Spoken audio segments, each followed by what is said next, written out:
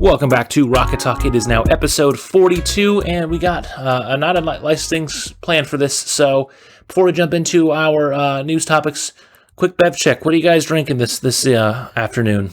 Ooh, I've got a Old Reliable's Summit Extra Pale Ale brewed right here in Minnesota, and it is delish.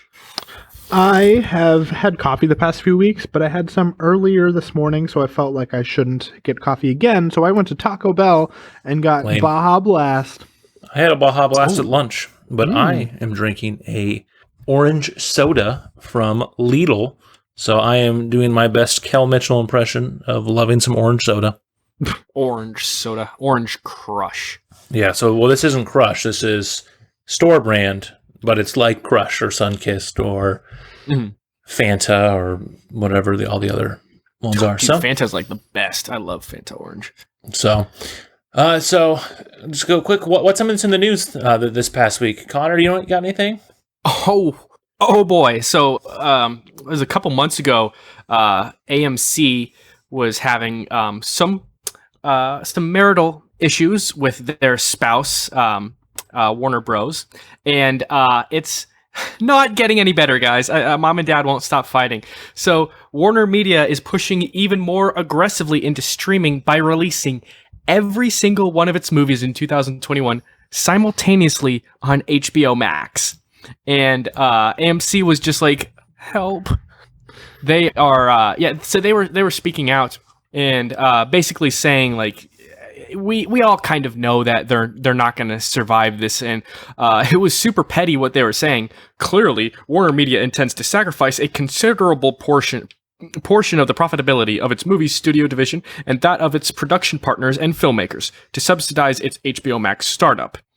And I mean, it's just kind of the future. Streaming is kind of where things are going, and the pandemic is proving that. Now, Warner Bros., they had initially said this is just a one-year thing because of the pandemic, but yeah, it's a test thing. If it's successful, it's not a one-year thing. Exactly. Yeah. That was a question I had for you guys: is if you think this will be the end of the theater industry? Because here's as of right now, these are some of the big names that we're going to be seeing next year, and so we're getting The Little Things, Judas and the Black Messiah, Tom and Jerry, Godzilla vs. Kong, Mortal Kombat, Those Who Wish Me Dead, The Conjuring, The Devil Made Me Do It, In the Heights, Space Jam: A New Legacy, The Suicide Squad, Reminiscent, Malignant, Dune, The Many Saints of Newark, King Richard, Cry Macho, and The Matrix 4. So like those are some heavy hitters. Like I know that Dune's delay was a pretty big deal in the nerdy realm of things. You know, The Suicide Squad and Godzilla vs. Kong, Matrix 4, those are some big name franchises putting out some new movies. You know, Space Jam obviously is such an iconic first movie, so the sequel with LeBron is going to catch a lot of attention. You know, they were already doing this with Wonder Woman 1984 with Christmas, and that was going to be kind of like what we saw with Mulan. More on that to come. But all of that with Mulan with Disney Plus, and you know, we've seen a lot of the big name movie studios put their stuff on some sort of streaming stuff. But yeah, I do wonder with everything getting released by Warner next year on HBO Max, what this is going to mean for the theater industry, HBO Max's subscription base, and all this, because it's one of those that luckily, our good friend Connor does have HBO Max, and so that makes his subscription that he's paying for like more worth it, because you're going to get a lot of these great movies at the same time. They're going to be on 30 days up to 30 days after the release as well, so you have plenty of time to watch it. And $15 a month, like unless you're going on a discount like Tuesday or whatever, Connor and Emily watch all these movies together, and they're saving a lot of money by watching on HBO Max. And that's just Connor and Emily. That's not also throwing in anyone else that has his login. So, Johnny, since you're not that we would do that though. we don't support sharing logins. I'm sure that Connor's family uses the login, and only Connor's family, not his two podcast co-hosts. But yeah, definitely not them. Johnny, you are the resident go to every movie in the movie theater type of person. So how does this make you feel then? I think that if it's a trial run for 2021, I think that that's okay. I want to see everything, and I'm not going to go to the theaters until we get the worldwide pandemic figured out. But obviously, like you guys said, it's called a trial run, but it's really hard to tell if it's going to be just that, and it is going to be successful. We know, I mean, I can all but guarantee it's going to be successful, and they're going to want to do it more often. And my biggest fear is that each and every year we're getting closer and closer to the humans in the Pixar film WALL-E, where everyone is just sitting in a like lounging chair, and they can order anything they want. They don't have to do anything. They don't have to get up or move. Like, theoretically, that's the dream. But when it comes to like actually having a life, and I know that like a theater is driving somewhere to then also sit in a chair outside of your home and watch a movie with a bunch of strangers. It's like there's still something that I and millions of others love about the movie theater experience. Like, even though there's overpriced popcorn, even though there's overpriced everything, it's still it's an experience. Yeah, it's an experience. Yeah, and getting rid of that for 1 year is okay, for the safety of everybody. But getting rid of it, or like having the potential to have it just go away completely. I mean, we no longer see drive-in theaters anymore. Not very often. And even it's more of a niche market. I wouldn't be surprised if that's what we see with the theater market down the line. We don't see big name stuff. Sure. And rental movie places like Blockbuster, they are closed down for the most part. I think there's like one left. And like it's the movie theater industry, or the movie industry in a general sense is changing, and we've seen it coming for the last 20 or 30 years. And now we're getting to the point that I honestly never thought that we would get to, because I always thought that the movie theater experience would, like the walk-in, not the drive-in, would never be taken down. But here we are, and it looks like it's being threatened, and it could genuinely cause a change. Like 5 years from now, it may be rare to find one. Yeah, I mean, I feel like this is a thing we're getting in all sorts of media, because it's the same thing. Sure, the experience of the movie theater, going to a live sporting event, and having cable to watch the shows night of release, like those are still big things, and we still have seen shows, movies, events that like still draw the numbers. But like when you throw in things like a movie. Going to the movie turns into a longer affair than what you can do with renting it on HBO Max or Netflix or whatever. Where now you can get whatever takeout you want and not be rushed on time to go make it to your movie, and then you can pop your microwave popcorn that is like $2 for like a 12-pack. And have your own beer or soda or whatever, and it's not $6 for like a 20-ounce. And so it's one of those that but the experience you'd be missing. Like one of my favorite experiences was being in the theater during Avengers Endgame, when like when the whole portal scene happened, and like with Thor's hammer and Captain America and stuff like that. Spoilers for that movie. but I mean, just being in the theater, experiencing that, or just like I remember seeing episode 7 of Star Wars, and just like how exciting that was to be in the theater for the first time in 10 years to see a new Star Wars movie, and stuff like that. And those experiences get missed out on when you're watching from home. But also there's the good factors of it and the bad. So this is like you've said, this is kind of a long time coming thing. Maybe we'll see theaters that are still up for more niche stuff, where an occasional big movie still gets released, and then the theater will then do more like they'll rent out for parties, or they'll do an 80s month where they'll only have a couple of screens open, and they'll show Back to the Future and Dirty Dancing and on like all these like iconic flicks instead. But it's going to be interesting to see like how this does change the theater industry. And we could be wrong. This could crash and burn. And in 2022, as hopefully a vaccine is out and things are more back to normal, that outside of the occasional simultaneous release, everything is back in the theater. But who knows? I wouldn't be surprised to see theaters are going to start making special perks that offers and certain types of memberships that to try to help bring people back in. They're going to try to make the theater experience probably momentarily cheaper, and then provide more luxuries to bring people back in before they kind of raise those prices steadily. I mean, we've been seeing that for the last few years, because you think about theaters that have the all the reclining reserved seats and the in theater dining and stuff like that. The $5 Tuesdays that Marcus Theaters does, and the similar things that different ones do. Like there was those like all access passes that they would sell, that if you had it, you could see a certain number of movies a week.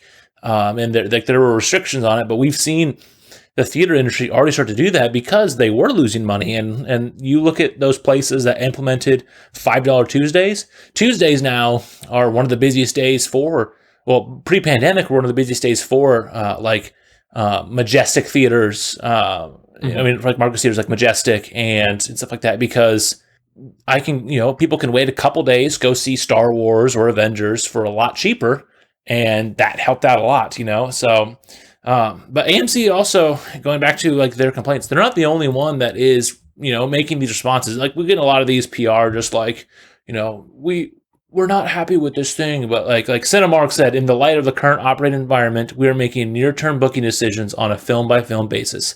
At this time, Warner Brothers has not provided any details for the hybrid distribution for their 2021 films. And like a lot of these are saying like, oh, we didn't know about this, and going off about how the theater industry is just so wonderful and all that. And it's obviously we're going to get a lot of these from the different theater industry executives, because they want people to come and make the money.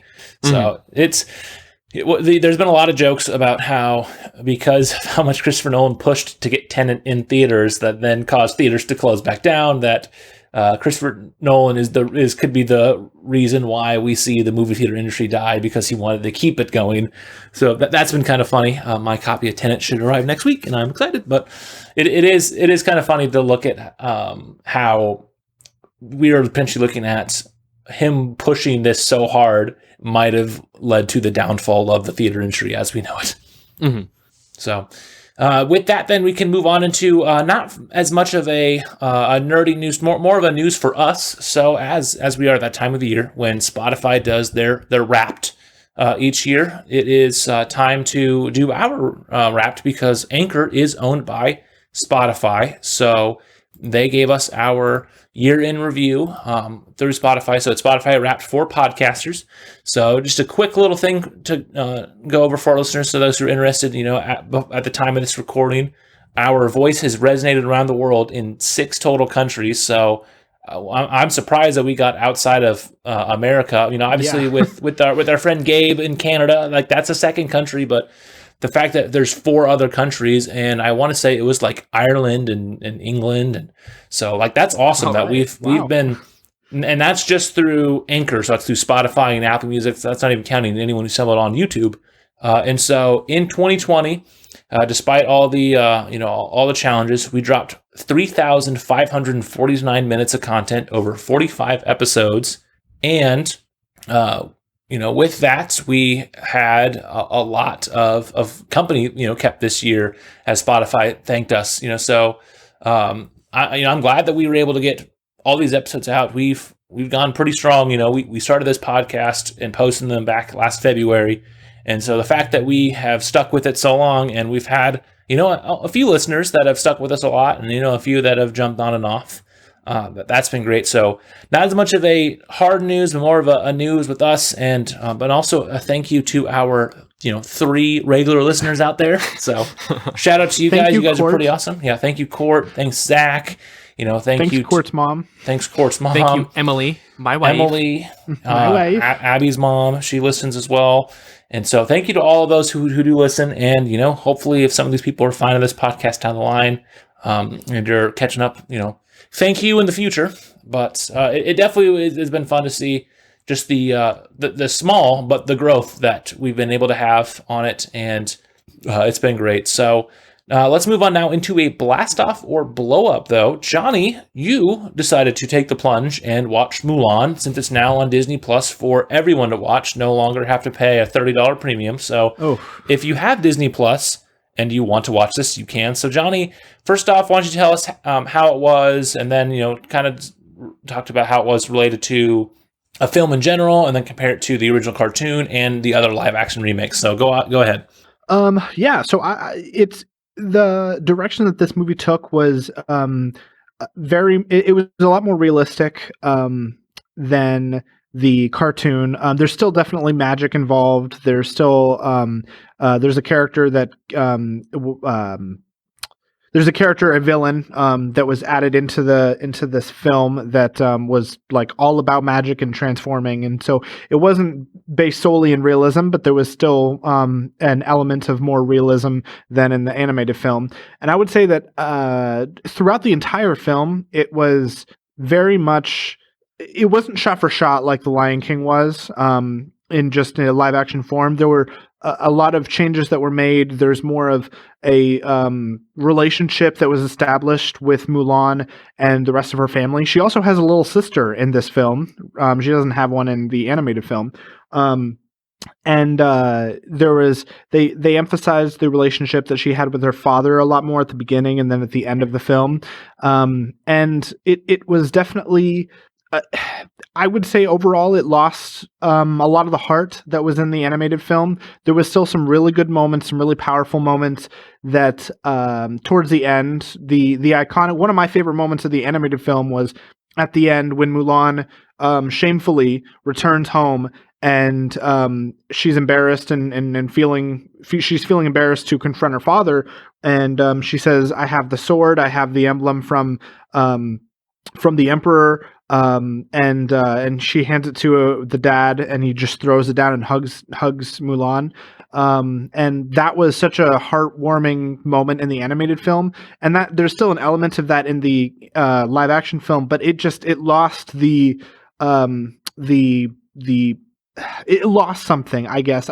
I'm not sure if it's just because I'm biased and I'm used to growing up with the animated film, but it's moments like that I expected to make me, like feel really like tug at my heartstrings that it just didn't this time. Or not as much. It definitely felt emotional, just not nearly as much. And so, yeah, it overall, it was, a watered down version. They changed some characters. They added a new villain. The hawk in the animated film is now a woman who can transform into a hawk, and so they made her a more humanized character. She had a pretty big role for a villain in the film because she was a woman among men who she was kind of like what I think they were trying to go for, like she is what Mulan could have become, being ostracized as being less feminine than she was expected to be. So I really liked that they brought that in because that brought in something that wasn't in the animated film. Also, we don't see a whole lot of think about a lot of these movies where there isn't always a lot of strong female villains. Like Hela in Thor 3 is one, but like outside of that, there's not a whole lot of like major villains that are strong females, and so that is a good thing. Maybe Ursula, if she counts. Yeah, she's also part octopus lady. But no, that would count too. But I'm thinking in live action films, you don't see that. Sure, we've seen it in a lot of these Disney fairy tale movies and all that, but not stuff like a live action movie. We talked about it last week about how there's a lack of representation and personality tropes within female characters, and that definitely goes into this as well. It's like what you said, this female villain, whose name I cannot remember, so I apologize. She definitely has something that isn't very common, which is, like I said, she's kind of like the dark Mulan, if you want to think of it like that. She's who Mulan could have become if she didn't go through the events in this film that she did, and so it was really interesting to see a woman be her most empowered self, but take that in a way that's just really dark. and evil.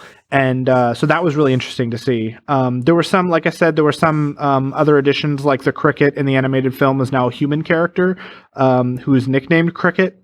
And there was inclusions like that just seemed kind of arbitrary and pointless. It seemed like there wasn't really there was like kind of a nod to like, hey, you know who this is supposed to be, but it's like Cricket didn't really contribute that much to the film. Yao Ling and Qian Po, they were in it as well, but other than naming, like dropping their names throughout the film, they didn't really contribute much anyway. And you could argue that they didn't do much in the animated film, but there was a lot of personality in those characters that definitely brought some of the heart to it that just was not here this time. There were some creative differences that they made that I wasn't necessarily opposed to, but just ones that I didn't think made a lot of sense. And I am very thankful that I was willing to wait for this to not be $30. They didn't drop $30, yeah. Yeah, because but looking at it in a vacuum, let's say that the cartoon version doesn't exist, just as a standalone movie. If you went in, maybe even if if you knew the story of Mulan as like the folklore, the fairy tale type of thing, how is it as just a film as a whole? It's solid.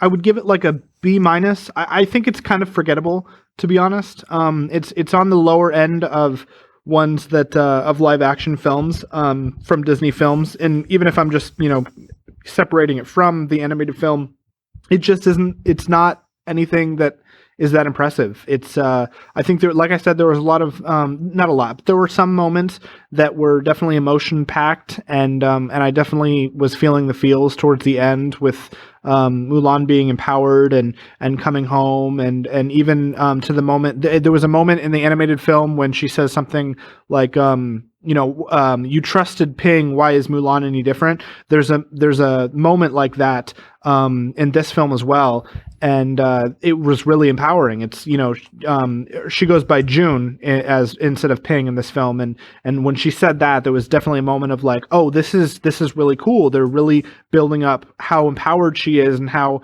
much this is important to her, not just it's not so much about being a warrior in an army, but it's about finding who she is, and they really emphasize that a lot in this movie, more so I would say than in the animated film, which I very much appreciated. But overall, as a film itself, it seems like it kind of the best parts are that you can say, oh, I remember that. It's not so much like it doesn't stand on its own. It's kind of got to be propped up by the animated film. It's not without that. It's just kind of, it doesn't have a lot going for it. Mm-hmm. So do you think if they would have made it more like Lion King, where it was basically a shot for shot remake of it in live action with obviously incorporating like CGI elements from Mushu and stuff like that it maybe would have been better? Or do you think it would have been like Lion King where it doesn't have heart? Or do you think it should have been more like Aladdin, where it's pretty close, but they have a few little tweaks here and there, and enough to set it apart, but not enough where it feels like you're watching a whole different story?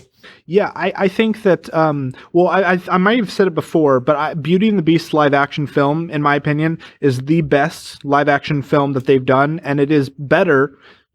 Our two listeners, I hope they don't hate me in the comments, but I think live action Beauty and the Beast is better than the animated version. And I think that's because Belle, played by Emma Watson, she did such a good job portraying that role as a human. At Lion King, I think the downside of it was that it was all animals.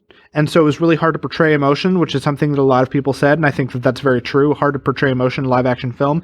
Mulan being primarily humans with, a few with Mushu and potentially the cricket being animals, I think that this could have very, very, very much benefited from being a shot for shot like Lion King, but with it being all humans, it could have been just as good as what I think Beauty and the Beast was. So I think there was a lot of lost potential here.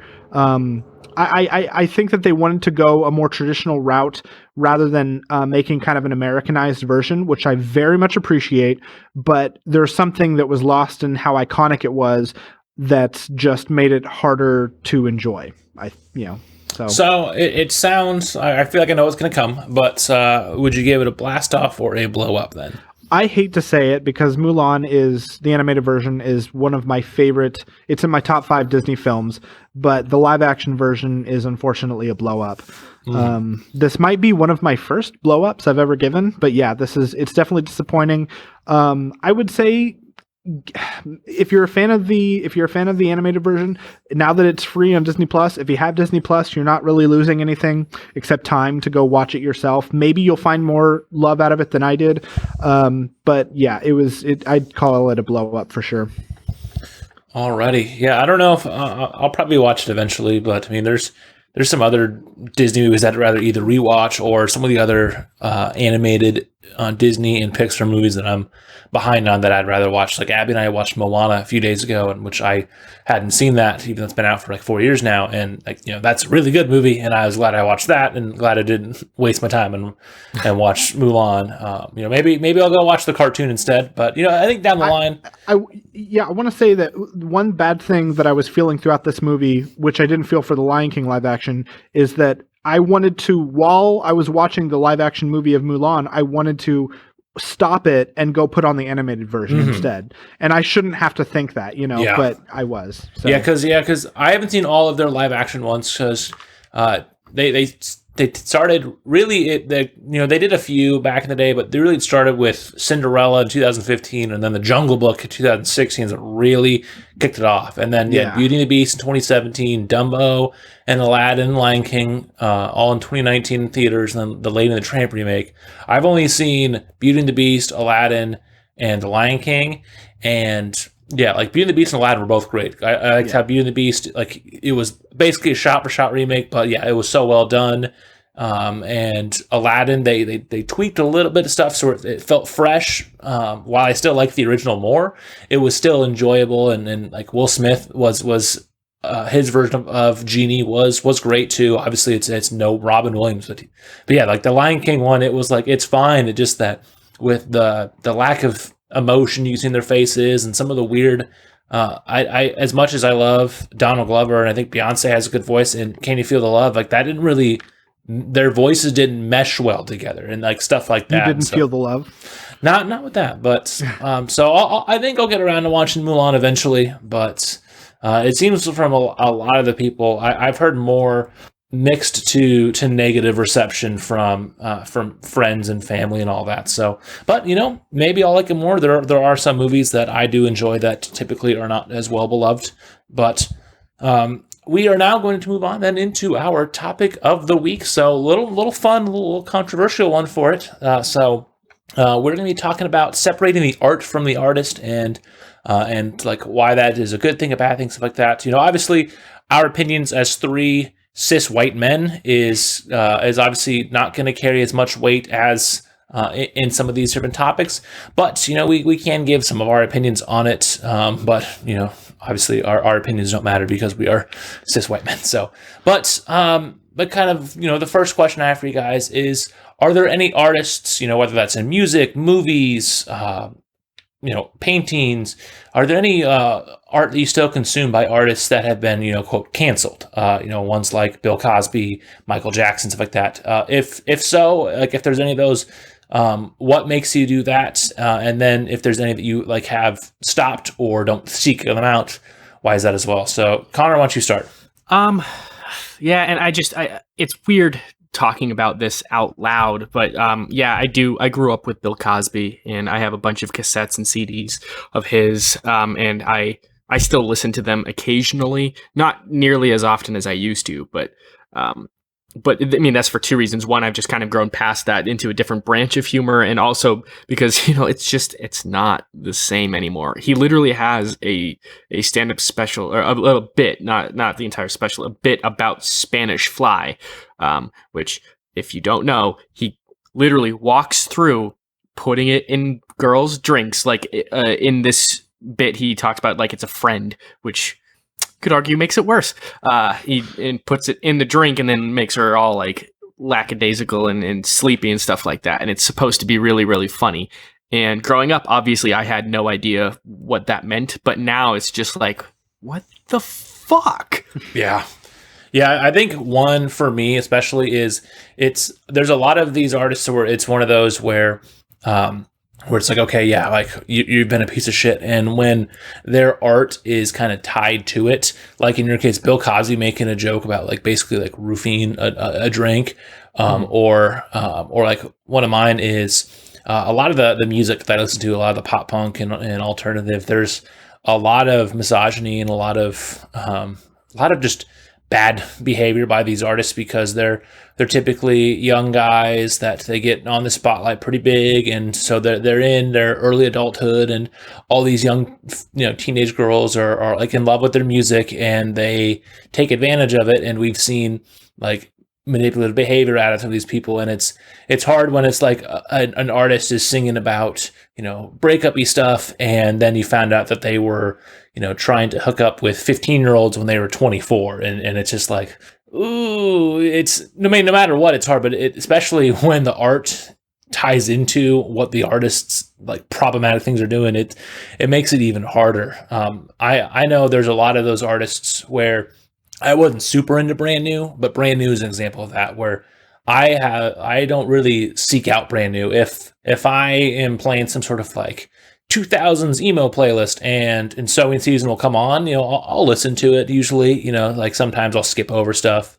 But I don't seek out to listen to Daisy or Deja or any of the brand new albums. Just because it's like I don't feel like that's a good idea. There's a few artists that I've completely cut out, and when I do see them on my Discover Weekly or they show up, I will skip over it. One of those examples is Lost Prophets, which is too bad for their music because I had a lot of songs I liked by them, but their lead singer, he got arrested for attempted rape of a 1-year-old.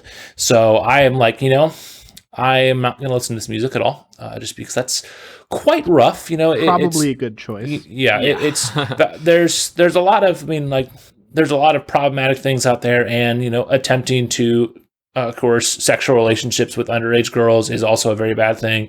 But yeah, there's a few where I think it all depends on stuff, but yeah, there's a few that I have just strictly, okay, I'm done. I'm not even going to try with you. But I know that it's not the same for everyone as well, where there's some that they don't do it and all that. But before we get more on that, Johnny, what about you? Are there any like canceled artists that are either were in your rotation not anymore or still might be for various reasons? Yeah. So starting about 10 years ago or so, my first ever comedian that I really followed a lot was Louis C.K. And I remember, yeah. And I remember for like years, every time he would come out with something, it was like, I would like tell everybody, and I was like really excited. And his whole thing is like, he is an ordinary fat man that is just kind of like, he's not like, his jokes aren't about him being like fat. Like he's not propping that up, but he's just so ordinary looking. And so just a standard guy. Well, at least I thought he was, that was his whole thing, is that he doesn't belong where he is. And so I thought that there was a lot of funny, like there was a lot of comedy in his his being just standard at everything. And I was such a fan. I would tell everybody who knew me at the time in high school would know that he was my favorite comedian. And then when about, I want to say 5-ish years ago, something like that, maybe sooner, a lot of stuff came out about him just being a sexual, like just so many sexual advances. He made so many sexual advances. Yeah. Like, so he made so many sexual advances on women that he worked with, and just so many different people that it was immediate that I had to stop listening to his stuff, even his old stuff. I thought that he was really funny, but he even made a comeback, like sort of a year or so ago, and he even made a joke about how, like, why he left. He's like, yeah, it's been a rough year for me. It's like, okay, but like, don't joke about that, because like, it hasn't been just a rough year for you. It's been a rough time for a lot of people, I'm sure, because of what you did. And so, like, I feel gross when I even see him, just because, like, when I see him pop up or something, because just the stuff that happened was just so gross, and so I'm ashamed. Honestly, I'm ashamed that I even though like I didn't continue listening to him after he was accused of everything that he had done. I still felt dirty just like having been tied to him for so long. So yeah, it's like he said in 2018 that the fallout took him through hell and back because he lost like $35 million in lost income. But it's like, I mean, think about these women that you had this sexual misconduct, that you were like locking them in rooms and masturbating in front of them and all those other harassments. Like, think about the repercussion that's had on them. Sure, there may have not been a financial impact, but like, yeah, you know, he a lot of these issues and the sure, like they're gonna feel. He lost money because his film "I Love You, Daddy" wasn't distributed, and FX and HBO and Netflix, TBS, a lot of them cut ties with him and edited them out of appearances in television specials, and a lot of his content was removed. But it's like, yeah, it's been one of those. It's like, like, I don't feel bad that like you lost the money because of your actions. It's not exactly. It's one of those where like I do feel bad like when there are ones where someone lost their money and like the circumstances maybe weren't right, but that's a whole different discussion type of thing. I think I think it brings the question of like, do we as consumers have an ethical responsibility to not consume art from people that society deems bad? Like, are we like, do we have that, like, not really like we have to, but like, do we have that moral dilemma where Bill Cosby, Louis C.K., Brand New, Michael Jackson, are some of these artists, is it better for us to not consume them because they deemed bad, or and should we try to inform people to not listen or consume their media? Or is that just kind of, I think, a case by case and a person by person thing? I think if you don't know these people personally, like none of us have known the people that we've mentioned, then I don't think it's really that much of it shouldn't make that much of an impact on your life to choose to consume somebody else in that same medium that is just as good a quality of content as they were, without the negative the negative impact they had on society. So I would say we do have a responsibility. I may have not mentioned this, may or may not have mentioned this on the podcast before, but I used to work at a domestic violence shelter for like 5 years. I was there, and I've seen what it's like to have people just in the community that I was in abuse women and then go on their day-to-day jobs, and I would know where they were in the town that I was living in, and I would see them not daily, but I would know where they are, like at all times. I know where they worked, and it was really hard I would never want to go and interact at the places they worked or be seen even around them. So it's not that hard for me to say, I'm not going to go to this grocery store or this coffee shop or this cell phone store because I know who's working there. And it should be the same. I'm not going to listen to their music, watch their stand-up specials, not watch their movies. Like, to me, there's not much of a difference there. It's just, it's pretty easy for me. I can definitely see if somebody disagrees with my stance on this, and that's totally fine. But for me personally, it's not hard for me to just choose a different avenue for the same medium that I'm trying to get to. I totally get what you're saying. I think that you choosing not to do that, not to go listen to them, or not to go to where they work, or try to just avoid them altogether. I mean, that's kind of a given. You don't want to. You just don't want to be around that toxicity. But I mean, as far as like, if it goes for like, do we have a moral obligation to not just part of personal preference, but like, are we like, should we just straight up not do that because we're indirectly supporting them? That's a lot. It's a lot harder of a question. I think we were talking about this earlier in the chat earlier this week about intentions. And part of Bill Cosby, when I listened to him growing up with my brother, if I hear him somewhere, whether I put him on or I hear him on the radio or something like that on like a comedy station, it kind of brings back good memories, some nostalgia with it. Obviously it's been tainted. Obviously it's not nearly the same, but sometimes, it's nice to relive those memories you make when you're a kid. If you listen to that and you don't necessarily change the channel because someone like Louis C.K. or Bill Cosby comes on, I don't necessarily think you're supporting him, because if you listen to a comedy bit or you listen to an album, it doesn't mean you're saying, yeah, I'm okay with the rape of a 1-year-old, or yeah, I'm okay with forcing women into to be in really uncomfortable sexual situations, because it's a special kind of low to and it's a huge accusation to say, hey, you're a rape supporter or something like that, if you just happen to listen to a song that you really, really liked. And if you think this song is a bop, then all of a sudden the writer of that song is a piece of shit. Now you're asking your brain to dislike something that you originally liked, for moral reasons, which is that's really think hard. Especially with the situations you're giving to, it's a lot harder where it's like you listen to one song on Spotify that is going to get the artist a fraction of a penny for your one listen, or if some network is showing, like if you're watching Parks and Rec on whatever channel's on syndication or on Peacock, and Louis C.K.'s character shows up, and it's like, okay, I'll watch it and stuff like that. Like, luckily, you're not financially supporting it, where it's a little different when you go out and you're like, oh, I'm gonna go buy a Bill Cosby comedy album, or I'm gonna go and I'm gonna purchase, this box set of every Louis C.K. stand-up special. And it's like, that's when you run into more of the issue, because then you actually are financially supporting them.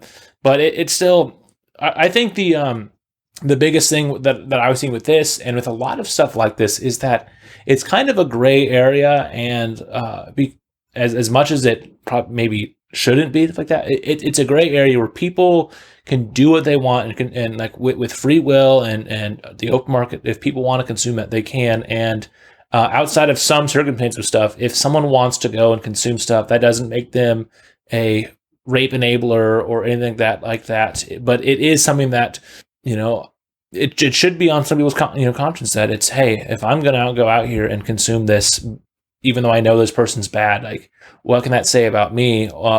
It's hard though, because like even when you go outside of like physical abuse, you go into the emotional side of things, like something like J.K. Rowling.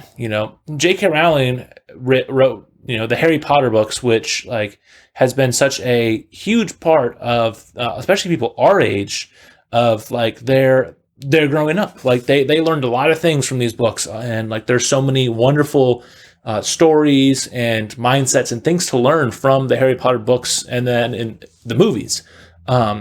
But J.K. Rowling has had some very abhorrent stances on transgender people, and that has really impacted a lot of people's views on the series, because it's one of those that, like, I know there's that Harry Potter RPG game coming out that we've talked about a few times when it's shown up in Nerd News Now, and like I have friends that love Harry Potter, love it to death, and they're not really wanting to buy the game because they don't want to give J.K. Rowling money so she can go out and spew her opinions on trans people, and stuff like that gets so hard, because that's such an important series for so many people. Abby always makes the joke that it's amazing that we have these series of books that just magically appeared with no author. Yeah. But like, they're that it's such a tricky situation, because how do you just drop 7 books, 8 movies, and if you want to throw in the Expanse stuff, like all this stuff, like how do you want to drop all these important stories that help people like find themselves, because she has such a horrible opinion on things? Yeah, I think that it's important to note that like everyone is going to have a different opinion on where the line should be. You mentioned earlier, Luke, that like Louis C.K., for example, he has stand-up specials, he has appearances on SNL, but he also has like he was Leslie Knope's boyfriend for a certain amount of episodes, so he was in an arc. He had an arc there, and he's forgotten about, like, even I forget that he was in the show for a few episodes. And I don't think that, even though he's not like a main character, he's not on the main cast, he's still there for a few episodes. He's there enough to make some kind of impact on the show. But I'm not going to stop watching Parks and Rec, or I'm not going to cut out the episodes that he was in just because it was him that was in it, because I love the show. But then even though he was not a big part of the show in general, he still has those comedy specials. He still has SNL episodes. He still has, things that are about him, that are focused on what he has done. And I think that even if you can't draw the line at cutting out every single piece of medium that they are in, and every single chance that you see them, you're like, nope, can't watch it, listen to it, whatever. I think it's important that no matter who it is, that there is some sort of, regardless of where you put the line, where you draw the line, it needs to move. The line needs to move in some way, because you need to do something to limit your enjoyment of the material that they've made. I'm not saying how much that's going to be. I'm not saying you need to cut them out entirely, but there needs to be some kind of alteration, some sort of evaluation of what you're doing. And I don't think that's unfair to ask. I was listening to a BBC podcast. I think I sent it to you guys, and it was talking about exactly this. And there was this women's group that wanted to completely eliminate Pablo Picasso's work from a museum in India, and they say he needs to be forgotten from the history books. And Pablo Picasso is one of the greatest painters of all time. And I don't really get too much into painting, so I can't really go on to my opinions on his artwork. But I do know that he's super influential, and I think. Yeah, he had some absolutely abhorrent behavior towards women. I don't know what it was specifically, but I do know that it was abhorrent. As far as forgetting him entirely, I don't know, because, I mean, he was so influential to the art community. And some of these comedians are very influential to comedy, and their styles have influenced generations to come. Yeah, I think one thing, to just quick cut you off real fast, that can go with that is, we see mainly the people that complain about.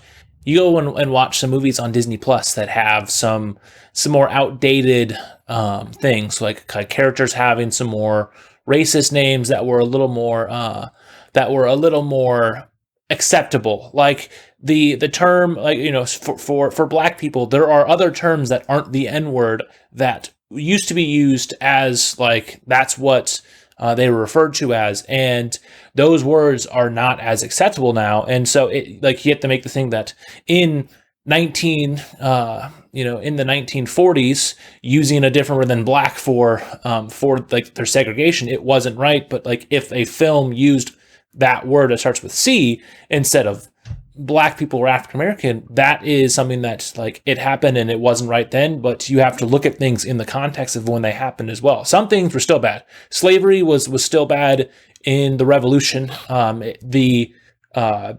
The abolishment group wasn't as big as what you would later see, but there still was people there. That's something that Hamilton brought up in that musical. And while that's there, and we can praise like the people who did fight for it, there still was like things that were different back in the 1700s, back in the 30s, that you have to take into account with things before you just completely cut stuff out. And it might be good to, like what Disney does, and have stuff like a Pablo Picasso painting where it's a asterisk that says, while this painting has been influential for generations, this also happened when Picasso did this, and educating people on it to know that, hey, like, this man may have given us some of the most iconic art of all time, but also was a bad person. Take with that what you need to, and for those that think that he should, like, that they just don't want to, consume his work anymore, they can do that. For those who can do it but look at it with a little bit of a different eye,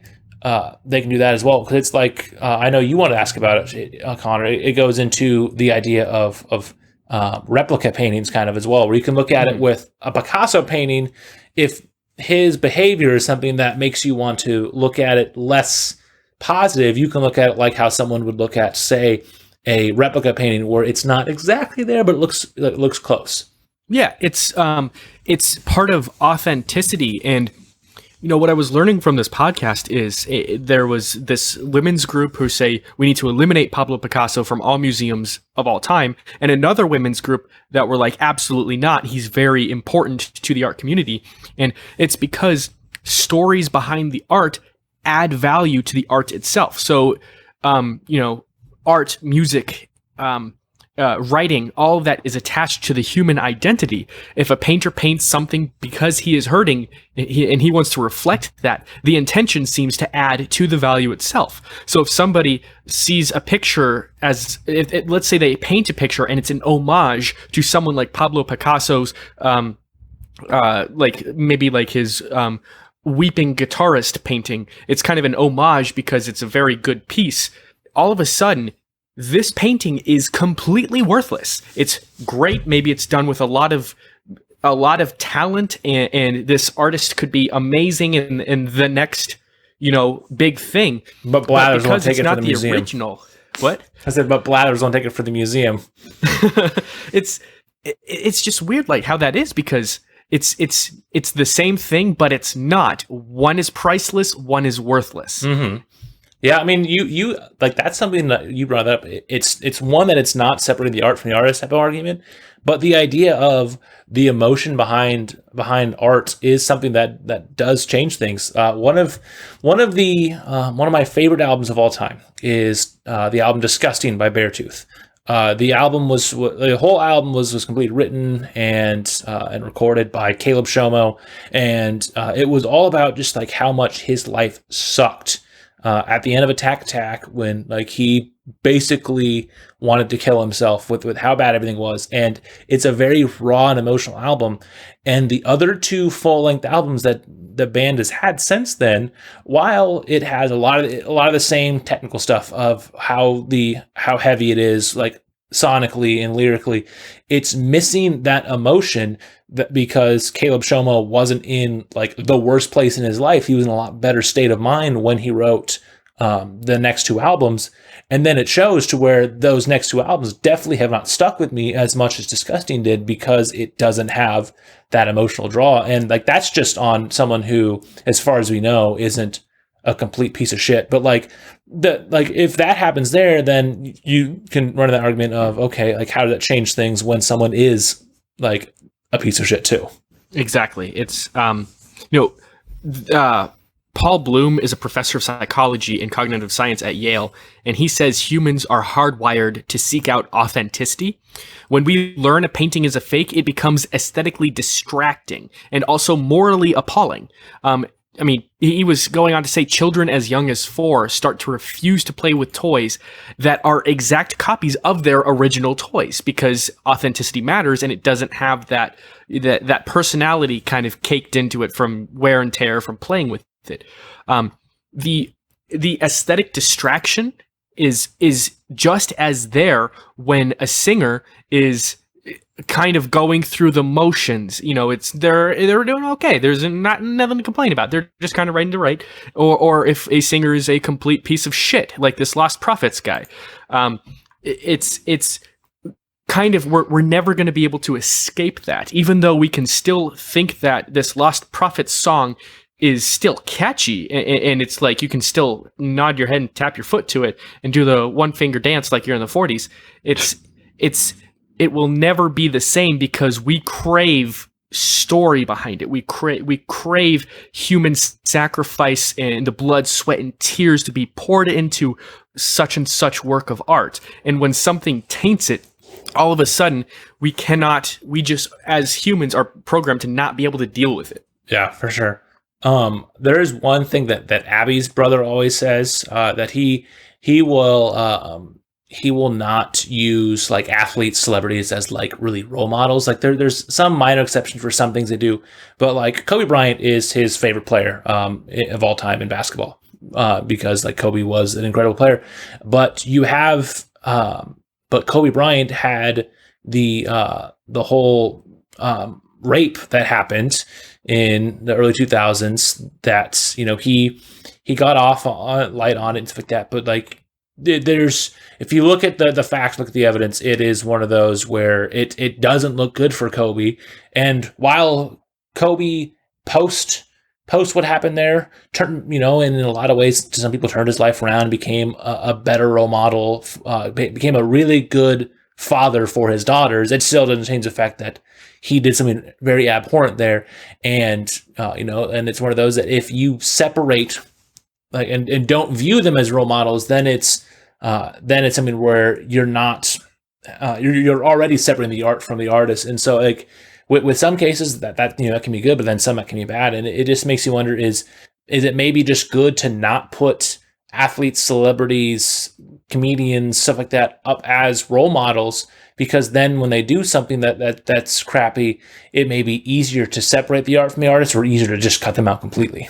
I think it's certainly easier said than done, but I think it would be a lot easier for everyone growing up if we didn't have these visions of role models being celebrities and athletes, but instead had our role models be people we knew personally, a parent, an uncle, a teacher, a neighbor, somebody that we can look up to in our personal lives that we genuinely know. Because these versions of role models being athletes and celebrities, things come out where they were terrible people, like Kobe Bryant or Louis C.K. or Bill Cosby, all of which well, maybe not so much Louis C.K., but the other two, of being people that were really looked up to. Bill Cosby was somebody and he was an icon. He was somebody that was like a father on TV. And so he was really looked up to. And then when all this stuff comes out that he was actually a really shitty person, people are disappointed. And that's because you didn't know him in real life. Most people did not, that appreciated who Bill Cosby was or who Kobe Bryant was, like they didn't know who he was in real life. So I agree with what you said about not how we shouldn't look up to them as role models, because in truth, we don't know them. We don't know who they are. We don't know that they're who we want to be because we can't know who they really are. So I think that it's a good way. It's good practice to look at examples like we've talked about today and say that since we don't know who they are, we should not be surprised if something comes out that says they're a bad person, because their image is not based on who they are. It's based on who their marketing team wants them to look like.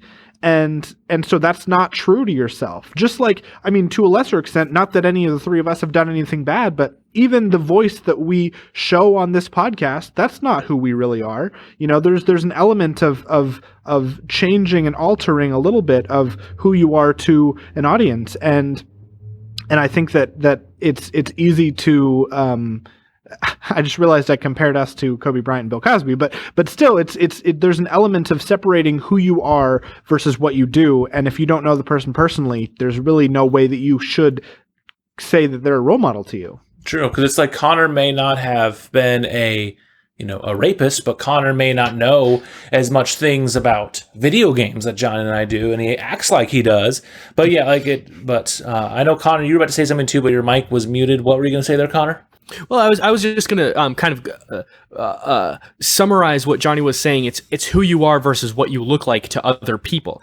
And sometimes someone could just be walking by and they catch you in an act and it's not what it looks like, I swear. Other times it's you are putting on a mask of positivity, kind of like what Bill Cosby was doing, and you're just in the dark, you're just a monster. Like Bill Cosby was revolutionary for black portrayal on television, and he told the producers when he started the Cosby Show, I do not want any black stereotypes to be portrayed on the show. He wants, a good family structure and situational comedy, which is fantastic.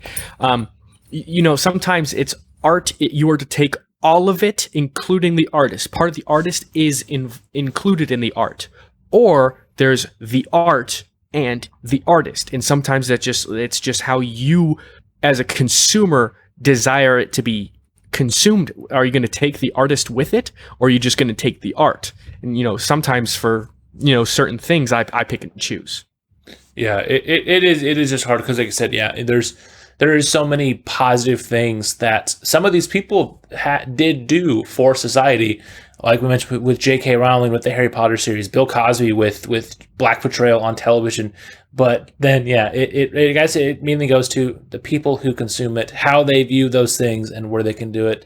But like a lot of things, it is just a gray area. It's one of those that, for some people, it's a lot easier to say, okay, I'm just not going to do this, I'm not going to do that. But then others, they can separate it and consume stuff and have no problem. For others, it's just hard. It's like other touchy subjects out there that, there are some that are completely right and some are completely wrong, but there's not a straight up black and white answer for it, which is just something that unfortunately that happens with a lot of these things. It doesn't make it any better that it's a gray area, that some of these people have done some abhorrent things, but yeah, I want to reiterate what I said earlier, is that despite it being a gray area, it is important that that I think most of us can agree that if something like this does come out, you should make some sort of alteration.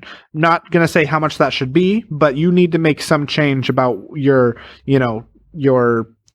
consuming the media, the art that this person has put out. Whether that means cutting out, not buying any of their stuff, but still listening to it, whatever it is, do some sort of alteration.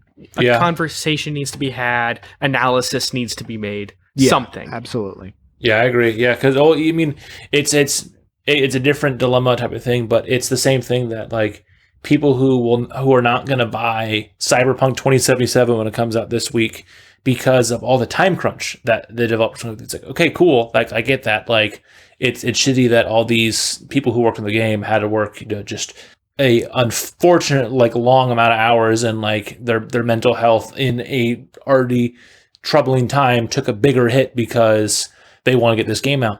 But at the same, if you're gonna cancel this because of that, then like you're gonna have to reevaluate your whole idea of playing video games, because there's not a whole lot of video games that don't have time crunching that comes with it. Unfortunately, like it's part of the industry. It doesn't make it right, but you have to, with problematic things in any form of media or anything in life, you have to take a look at it and then evaluate it in what you feel is best.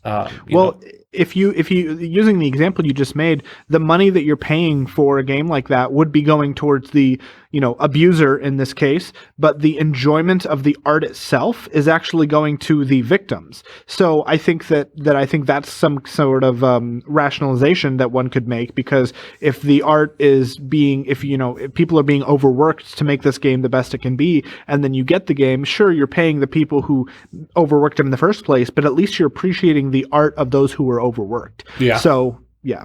Yeah, it's a lot of the same debate that goes into like, oh, should you buy from Amazon because Jeff Bezos is a objectively bad person, even though Amazon has helped so many small businesses because of how much of a cheaper form of sending products out it is, like where there's so many small businesses that rely on that shitty that shitty man's behemoth of a product, and same with Walmart. And there's so many good things that Amazon, Walmart, and all these have done, despite the fact that when you're paying them, you're supporting both good and bad people from it. But that's just unfortunately life. So there's a show that called The Good Place that actually went into detail about kind of like goods versus bads, and they talked about how way back when it was easier to be a good person because there was so much less connectivity that we have within this world. But now that you have all this, there's some goods or some bads, like Amazon, for example.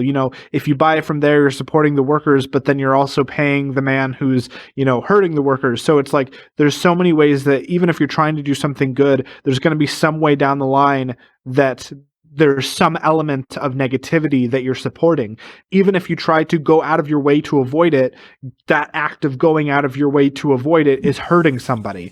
And it's more because of the age that we live in, where everything is connected. Every single person is connected through the internet, through social media, through entertainment. It's all connected, and so there's nothing we can do when you put things on a numbered scale. There's nothing you can do that's technically more good than bad. It's just kind of how do you cut your losses, that sort of thing. Yeah, so, it goes into a big trolley problem thing where, okay, you pull the lever to save these 3 people, but then these 2 people die. And like it's not obviously that extreme, but it is stuff that when you consume stuff or just do anything in life, you're helping and hurting people at the same time. So definitely, I think the biggest thing for our listeners and for just people in general is just be informed. That's the easiest thing to do. Be informed, whether it's politics, it's someone's behavior, it's some like music, movies, religion, anything that's someone that you want to know about, learn about it, because the more you know, the more informed your judgment can be for it, and that's just a better thing to do in life. So definitely some good discussions here, but let's move on then into recommendations and then start wrapping up the show. So I was the recommender this past week, and so I really wanted to recommend a song, but I was like, oh, I don't want to give them just a 3-minute song. So I recommended the band Holding Absence out of England, their self-titled debut album, and their most recent single, which is going to be the first single off of their upcoming album that comes out in April, called Beyond Belief. And so I just want to know what your guys' thoughts were on this song and album. Beyond Belief is a bop. Yes. Yeah, both the song and the entire album. Definitely, I joked on our chat earlier that this is exactly the kind of stuff that 13-year-old Johnny would have bopped to. I remember those days when I was like playing my Nintendo DS, playing Mario, just laying back in bed, listening to this kind of music and thinking nobody understands me. So this is it. Definitely, it's hard for me to listen to this stuff and not be reminiscent of.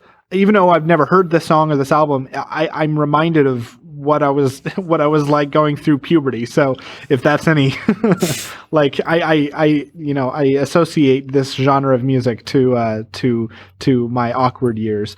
Though my awkward years are still going at 26. So I Yeah, I found this band through I think I mentioned before, I'm in a group on Facebook. It's actually how I met Zach, who was on the Last of Us mini for the band Silent Planet, which they're one of my favorite bands. And so it's the group it's a very eclectic group. Like there's people that they all share a love, or at least just an appreciation of Silent Planet and then similar genres of music. But there's people that only listen to Christian metalcore and Christian rap. There's people that listen to like metalcore and country music and pop and everything in between. But a few of my friends who they have a very like wide and solid music tastes definitely were hyping them up, and so them and then another band, Loathe, who they actually did their a split EP with back in 2018 before their debut album came out. Another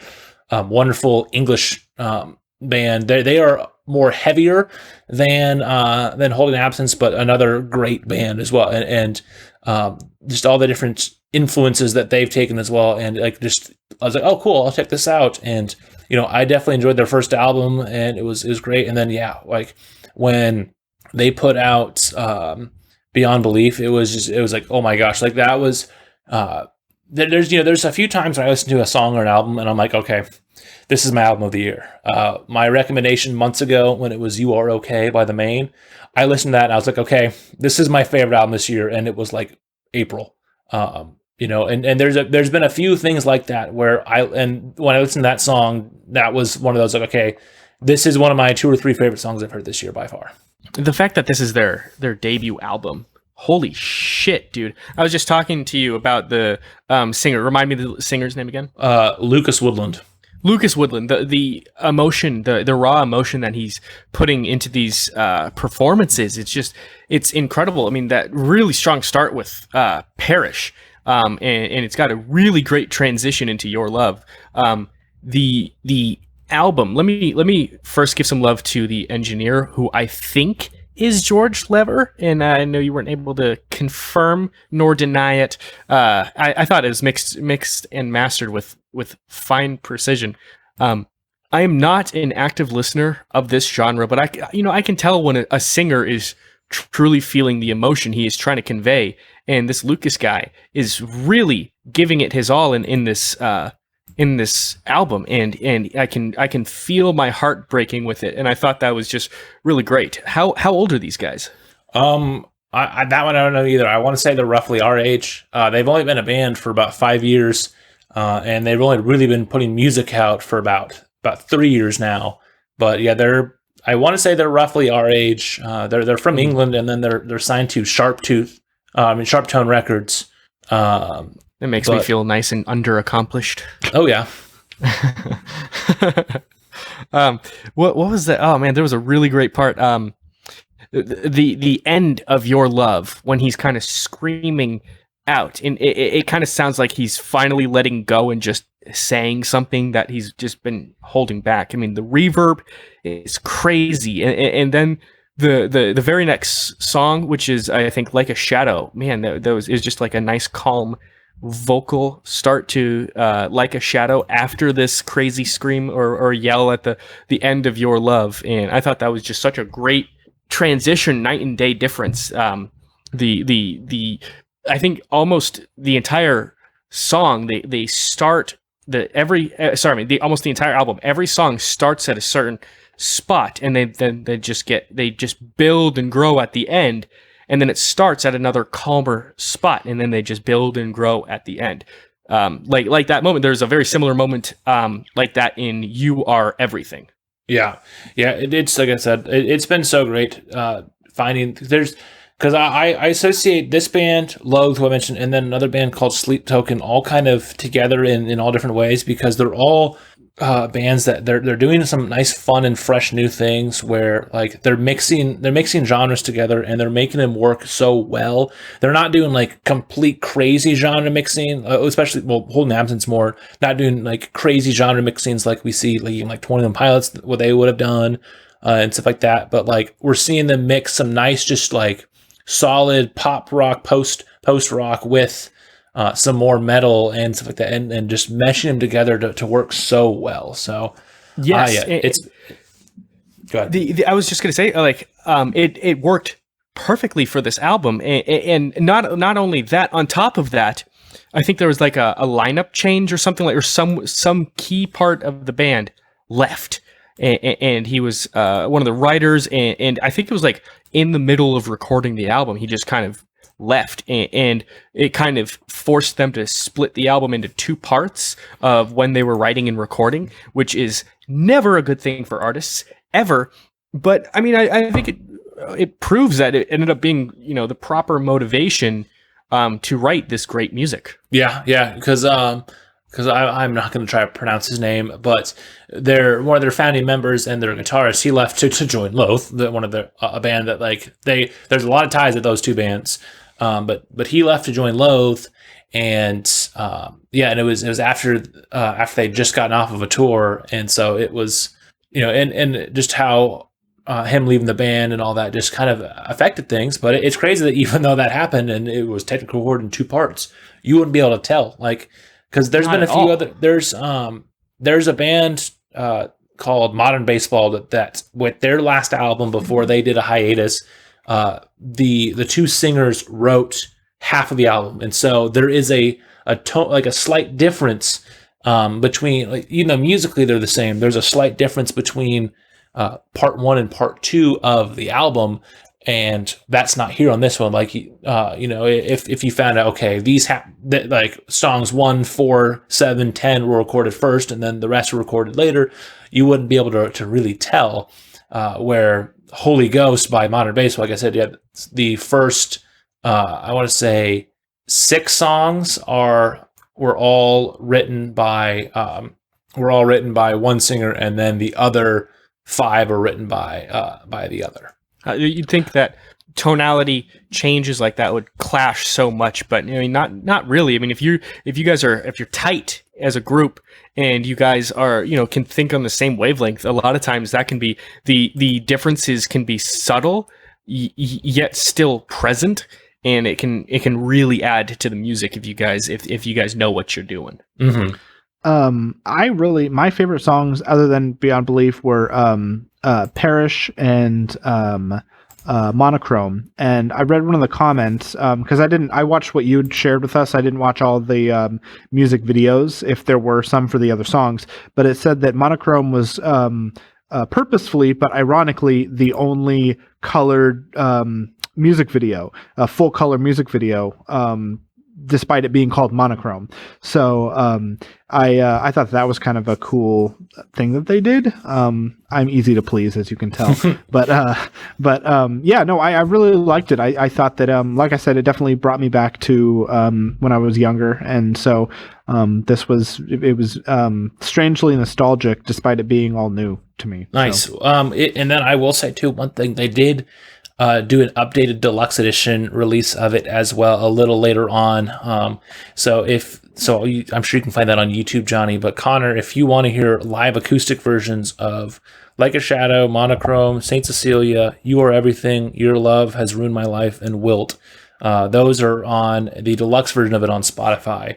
But the great thing about it too is that we still have more of their music coming, because Beyond Belief, like I mentioned, was the lead single for their second album, which is titled The Greatest Mistake of My Life, which is coming out on April 16th, 2021. So that is track number 8 out of 13.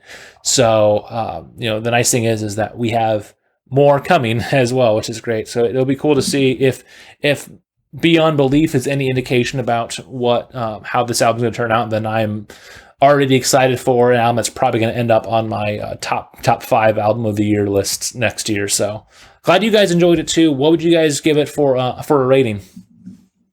I would give it an 8.5 full colored music videos named Monochrome out of 10. And what was that? Out of 10. 8.5 out of 10.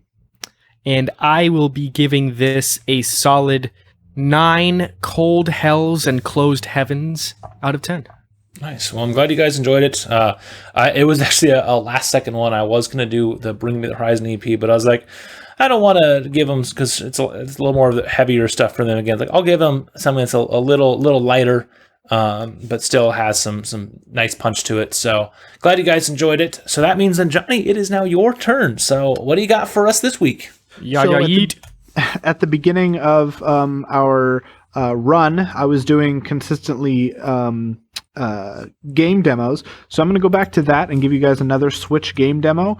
It's going to be easier because it's going to be easier for a particular person that's coming on next week that we that we can talk about, because this friend of ours actually owns the full game. So it is a demo for Pikmin 3 Deluxe on the Switch.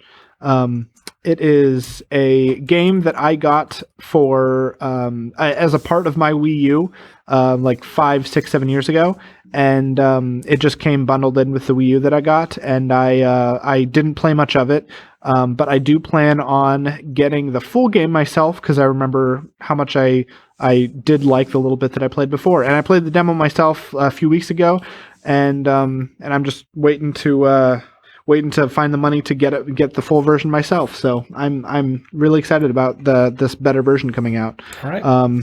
Basically, for you guys that don't know, you're a space person you're an astronaut, and you're on a distant planet trying to find sources of ways to sustain your own planet back home. And so you're traveling around to different planets, and you land on this planet, you crash land on this planet, and you meet Pikmin, which are the cute little characters, and you try to make your way back home and find food to keep yourself alive, while also finding new Pikmin to help out. And it's a strategy. It's a time-based strategy, real-time strategy game. Yeah. So it's a lot of fun, and I hope you guys like it. It's so funny how there's so many of these like Nintendo things. It's like Nintendo found ways to, here, I want to get people into real-time strategy games and into RPGs and all these other stuff where it's just like, oh, okay, like how there's huge big RTS type of games on PC, like StarCraft and all that, and then it's like, here's this it gets people out there. So yeah, they even made a shooter for Splatoon. It's like, you never would have thought that they'd make a shooter game, Nintendo would make a shooter game, but then they did, and they're like, yeah, we're just gonna make it paintballs, and you're also a squid person because we're Nintendo. Don't forget that. So I mean, they made Metroid Prime, which is kind of even that's more adventure.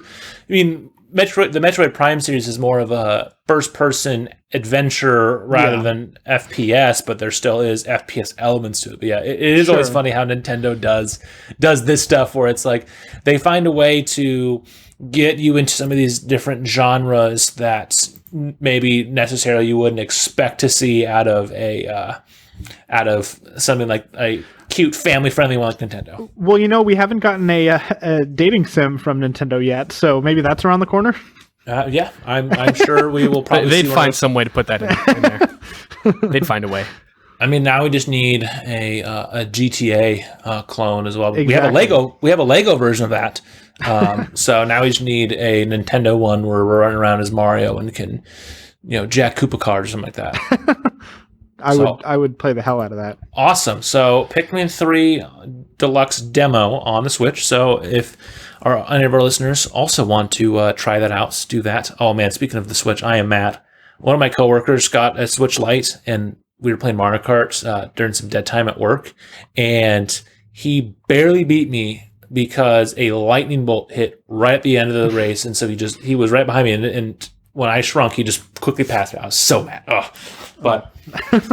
But that will then move us on into part where we wrap up the show, go over our sponsors, and tease some stuff that's coming. So, first, this podcast is sponsored by Anchor, the easiest way to make a podcast. Visit anchor.fm to start your own, and after each year, like what we had, Spotify, since they own Anchor, will send you a nice little Wrapped for your thing.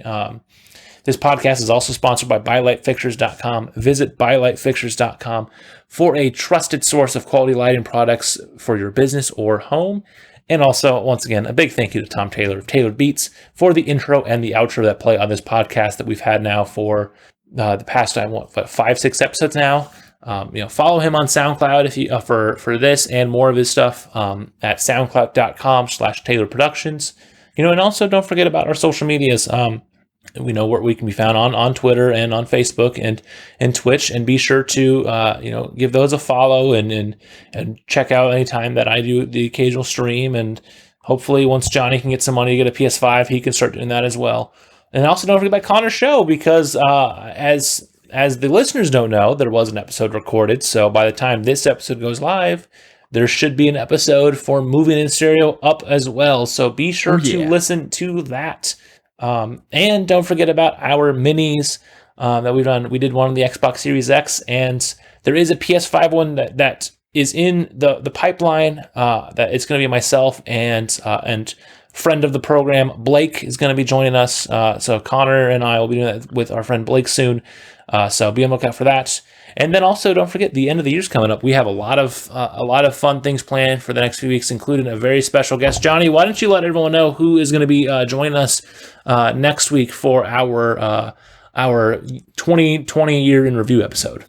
Yeah, so we're having our friend Gabe Ocarina is going to be coming back. We did an interview with him back earlier this spring, and then about a month later, he and I and Connor's brother-in-law Luke, not the co-host Luke, different Luke. Yeah, different Luke. Gabe, Luke, and I did a mini episode on Xenoblade Chronicles Definitive Edition on Switch. So this will actually be Gabe's first episode on or first time on a real Rocket Talk episode. So I'm excited to have him on. I know that he's a big gamer, so he will have a lot of input on some of the stuff that we're going to talk about for next year, or for next week, and about the whole year. So we're going to be doing a top 3. Usually it would be higher, but this year has been a little weak. So we're going to do a top 3 video games of the year for Luke, Connor, myself, and Gabe. And movies as well, too. Don't forget.